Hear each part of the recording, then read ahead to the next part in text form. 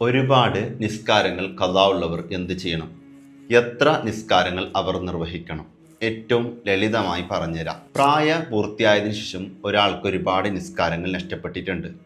അതേ സമയത്ത് എത്ര നിസ്കാരം നഷ്ടപ്പെട്ടിട്ടുണ്ട് എന്നുള്ളത് കൃത്യമായി അവനിക്കറിയില്ല.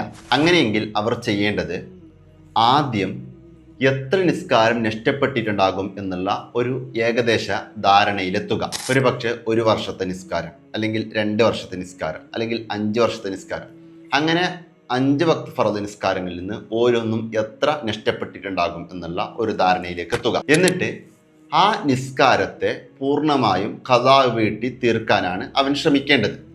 എത്രത്തോളം എന്ന് വെച്ചാൽ, ഒരാളുടെ ജീവിതത്തിൽ അത്യാവശ്യത്തിന് ജീവിക്കാൻ വേണ്ടി കുറച്ച് സമയം ജോലി ചെയ്യേണ്ടി വരും, അല്ലെങ്കിൽ വരുമാന മാർഗത്തിന് അതുപോലെ കച്ചവടങ്ങളോ മറ്റോ ചെയ്യേണ്ടി വരും.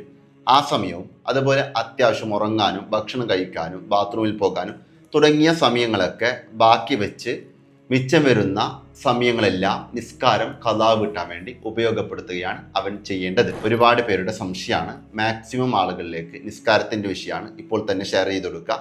ഒരുപാട് പുണ്യങ്ങൾ നിങ്ങൾക്ക് കൂടി കരസ്ഥമാകും.